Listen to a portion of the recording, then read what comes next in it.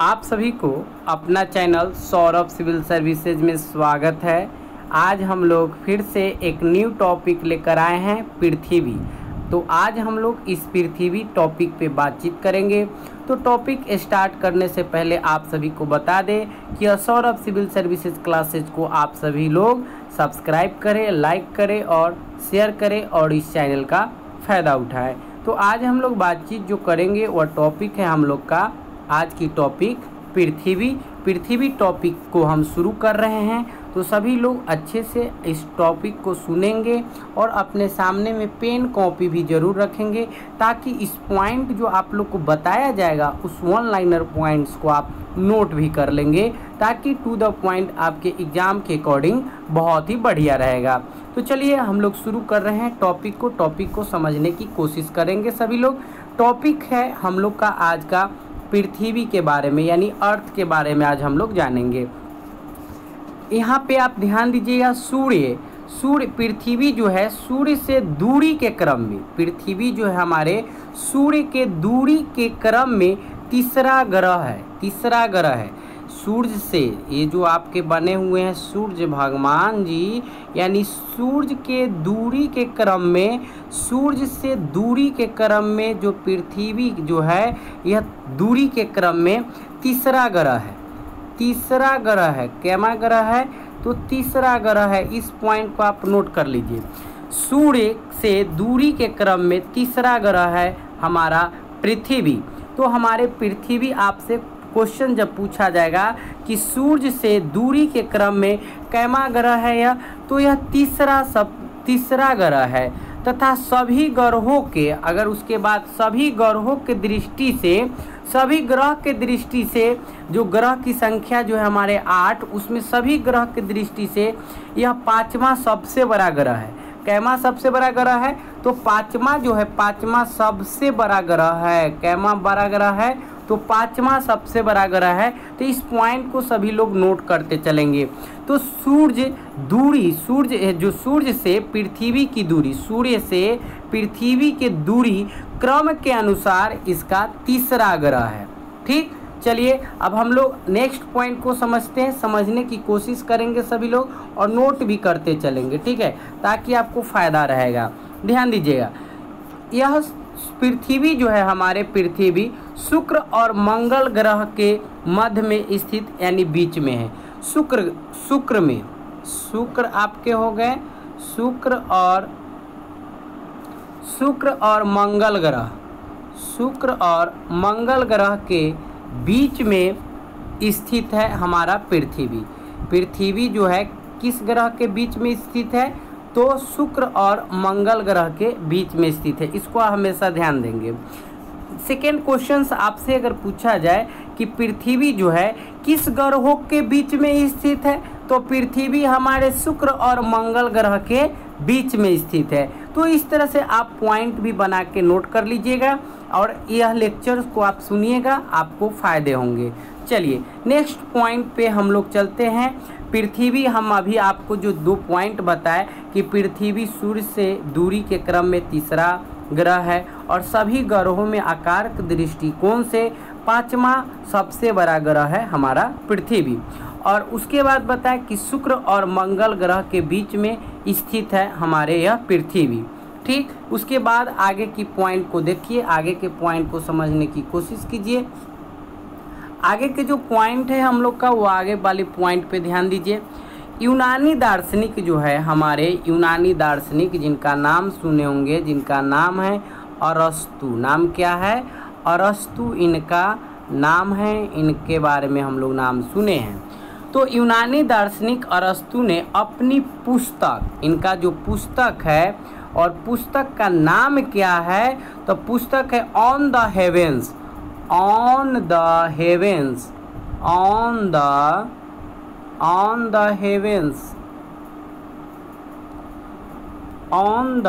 Heaven's इनकी पुस्तक है।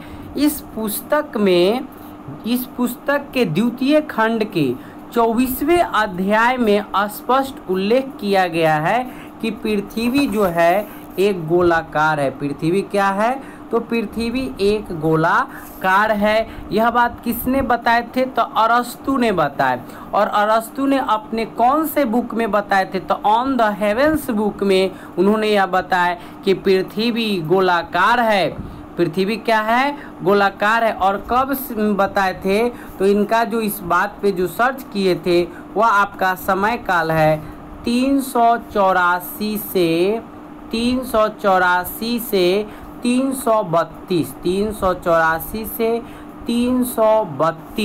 332 ईसा पूर्व में इन्होंने इस बात को स्पष्ट किए अपने ऑन द हेवेंस बुक में कि पृथ्वी जो है एक गोलाकार है। चलिए, तो ये सब पॉइंट्स को आप सुनते चलेंगे, नोट करते चलेंगे। सभी पॉइंट्स आपके एग्जाम्स और पॉइंट से बहुत ही महत्वपूर्ण हैं।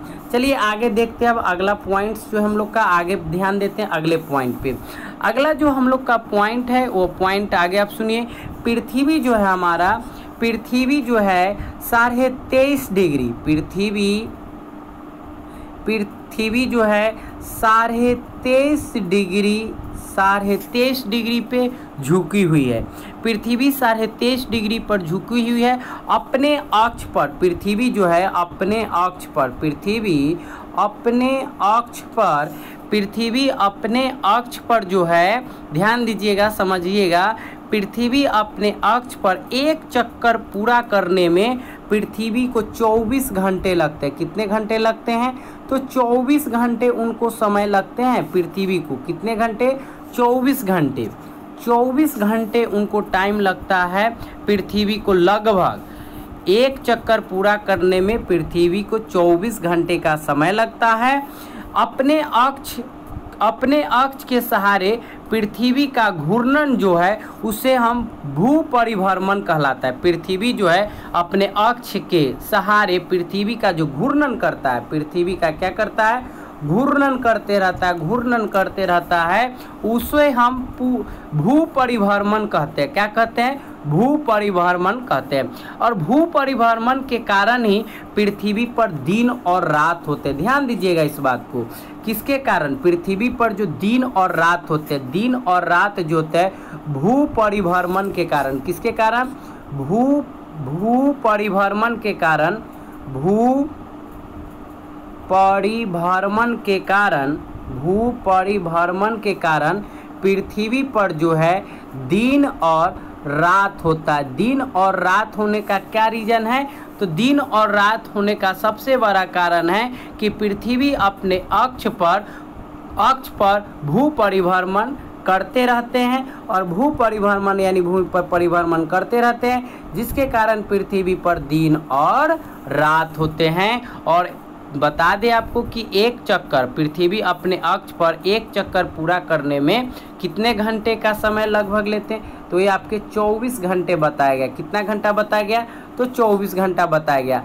तो एक एक पॉइंट को जो आपको हम बता रहे हैं उस पॉइंट को आप सुनते चलेंगे, नोट करते चलेंगे। चलिए अब हम लोग आगे ध्यान दीजिए, आगे पॉइंट को समझने की कोशिश करेंगे। पृथ्वी अपने, ध्यान दीजिएगा, ये तो आप समझ गए दिन और रात। इसका अर्थ क्या होता है? दिन और रात जो अभी हमने आपको बताया कि भू परिभ्रमण के कारण पृथ्वी पर दिन और रात होते हैं, दिन और रात होते हैं। इसका सीधा अर्थ यह है कि जो भाग सूर्य की ओर पड़ता है उस भाग पे दिन होता है, उस भाग पे क्या होगा? दिन हो जाएगा। और पीछे वाले भाग पर क्या हो जाएगी? रात्रि हो जाएगी। तो जिस भाग पर सूर्य की रोशनी पड़ती है उस भाग हो जाएगा दिन, और उसके पीछे वाले भाग हो जाएंगे हमारे रात हो जाएंगे। ठीक, यही क्रम चलता हमेशा रहता है, यही क्रम चलते रहता है। और पृथ्वी अपने अक्ष पर झुकाव तथा इसकी परिक्रमण गति के कारण मौसम जो है हमेशा परिवर्तन होते रहता है। तो यहाँ पर ध्यान दीजिएगा, समझिएगा, पृथ्वी का अपने अक्ष पर, पृथ्वी जो है अपने अक्ष पर झुका हुआ रहता है। क्या रहता है? तो झुका हुआ रहता है।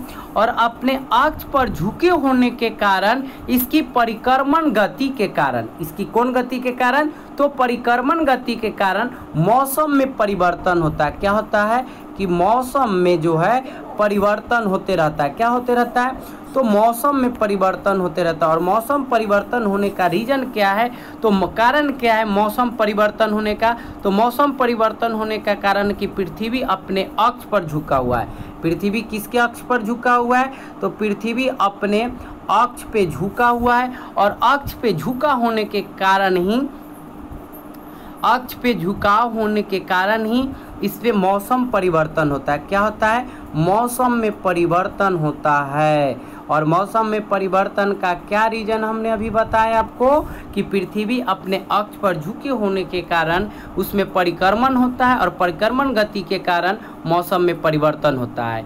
चंद्रमा पृथ्वी के चारों ओर अपनी धुरी पर चक्कर लगाता है। चंद्रमा जो है पृथ्वी के चारों ओर, पृथ्वी के क्या करता है, पृथ्वी के चारों ओर, पृथ्वी के चारों ओर अपनी धुरी पर चक्कर लगाता है। और इसकी दोनों ही समय अवधि जो होता है लगभग जो होता है समान होता है। दोनों की जो समय अवधि होता है वो लगभग समान होता है। तो समझने की कोशिश कीजिएगा। जो लेक्चर टॉपिक जो आप लोग को बताए जा रहे हैं सब टॉपिक बहुत ही महत्वपूर्ण टॉपिक सब है। सभी टॉपिक को सुनने की कोशिश करेंगे, समझने की कोशिश करेंगे, आपको आसानी से सभी लाइन समझ में आ जाएगा। तो मौसम परिवर्तन के रीजन कारण हम बताएं अभी आपको कि पृथ्वी अपने अक्ष पर झुके होने के कारण उसमें परिक्रमण काल चलता रहता है, और जिसके कारण मौसम में परिवर्तन होता है। और चंद्रमा के चारों ओर अपनी धुरी पर चक्कर लगाता है। चंद्रमा पृथ्वी के चारों ओर अपनी धुरी पर चक्कर लगाता है। इसकी दोनों समय अवधि जो होते हैं क्या होते हैं, समान होते हैं। क्या होते हैं, तो समान होते हैं। समझने की सभी लाइन को कोशिश करेंगे हम सभी। चलिए नेक्स्ट ध्यान दीजिए, आगे समझने की कोशिश कीजिए। 21 मार्च व 23 सितंबर, 21 मार्च को, 21 मार्च और सॉरी ध्यान दीजिए 21 मार्च 21 मार्च और 23 सितंबर,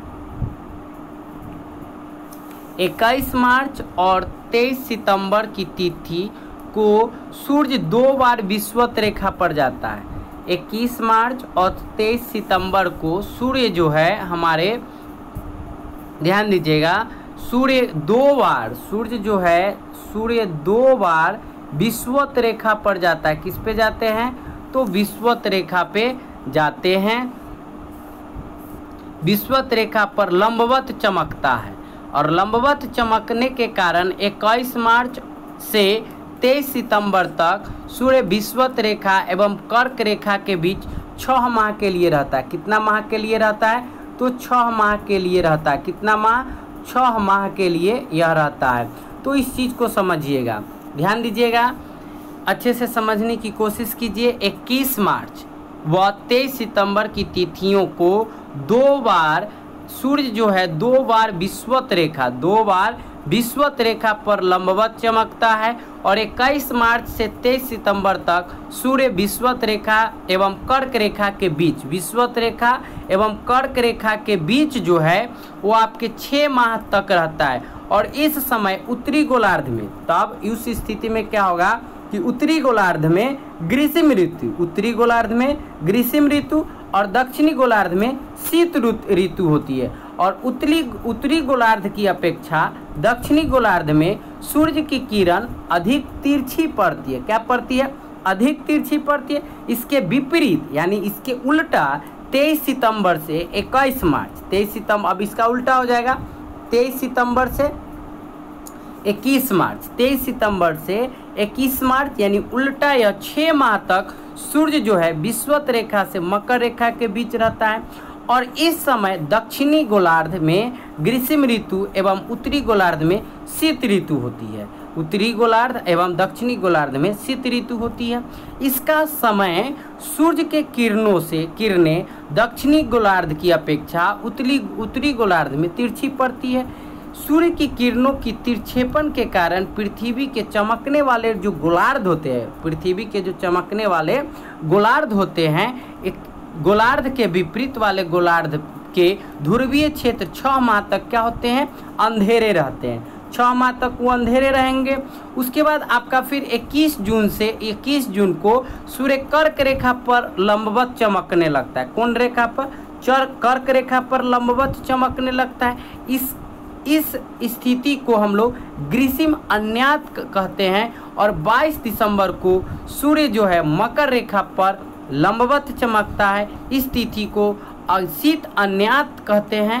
इस स्थिति को हम लोग शीत अन्यात कहते हैं। और पृथ्वी के दोनों अक्ष 23.5 डिग्री पर झुके होते हैं। पृथ्वी के दोनों अक्ष किस पे झुके होते रहते हैं? तो 23.5 डिग्री पे झुके रहते हैं। और स्वयं के प्रति समांतर भी है, और स्वयं के प्रति यह समांतर भी है। तो ये सब टॉपिक जो हमने लेक्चर के थ्रू जो आपको सुना रहे हैं, समझा रहे हैं, बता रहे हैं, उस चीज़ को आप लोग सुनिए। तो इस तरह से हम आगे आपका एक एक पॉइंट्स इसी तरह से लाएंगे और एक एक लाइन आपको लिखवा भी देंगे, ताकि आपको पॉइंट्स याद भी रहेगा और नोट करने में भी सुविधा रहेगा। तो आज तक हम इस टॉपिक को अभी जितना बताएं उतना आप इस चीज़ को सुनिए, समझिए। तो फिर हम आगे इसका पृथ्वी के आगे वाले टॉपिक को फिर लाएंगे। तो आज तक इतना ही, धन्यवाद।